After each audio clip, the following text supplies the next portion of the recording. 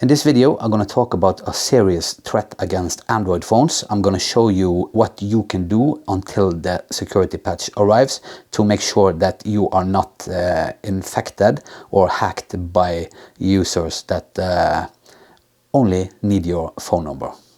Usually, Google Project Zero doesn't release information like this until the security patch has been released, but they found several of the errors in the Exynos chipset to be so serious that they want us to be able to prevent a hack until the security patch from Samsung has arrived. They found 18 different errors in the Exynos chipset. So to all of you in Europe, including me, we need to do this so we can prevent being hacked, and we don't have to do anything to be hacked. That's the big problem. So I'm going to talk about what you can do yourself until the security patch arrives. The fix is very easy. You go into your settings menu and you look for connections. You push connections. When you found the connections, you can see the name up here. You look for Wi-Fi calling, as you can see there, and you toggle it off, and you go down to mobile network, push that, and you look for this one.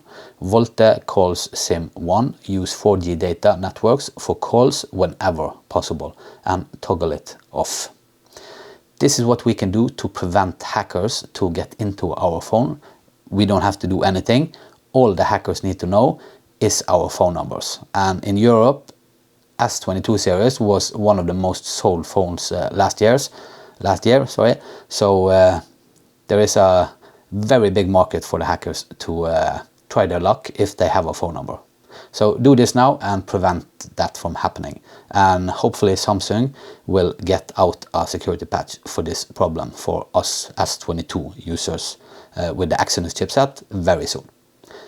If you liked the video, I would really appreciate if you maybe liked it, maybe comment, subscribe if you like photography and video in general. That's what this channel is about.